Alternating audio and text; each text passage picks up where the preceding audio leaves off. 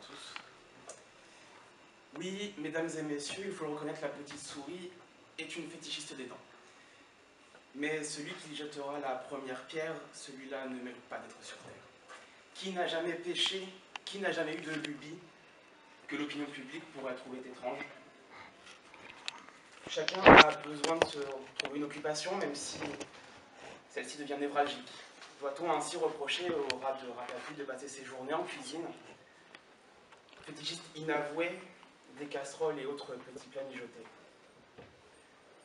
Le fétichisme n'est que le genre de tronc commun de beaucoup d'activités, un moyen de prendre son pied. Mais oui, l'émail, diamant de la petite souris, se signale comme une addiction étrange. Mais à ceux qui pourraient avoir la dent dure face à la petite souris, je répondrais que vouloir lui faire un procès n'est sans doute pas raisonnable. Au mieux, une émission de Tellement Vrai sur Énergie 12 semblerait plus appropriée.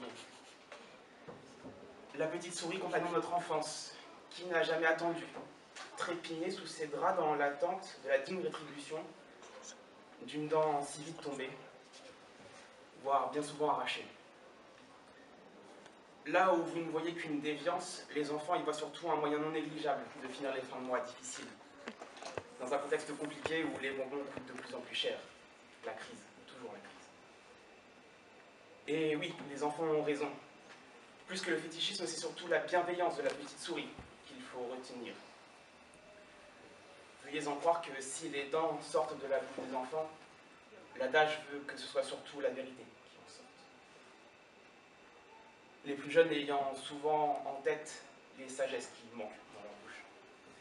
Et quand ces adultes bruyants viennent à lui reprocher des choses, à la manière d'une inquisition strauss-kahnienne, j'y vois seulement une tristesse.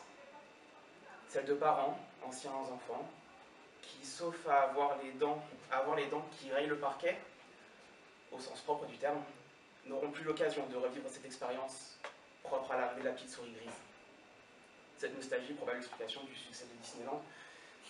Car qu'est-il vraiment reproché à la petite souris si ce n'est de conserver cette part de nous, cette dent de lait qui finit toujours par tomber?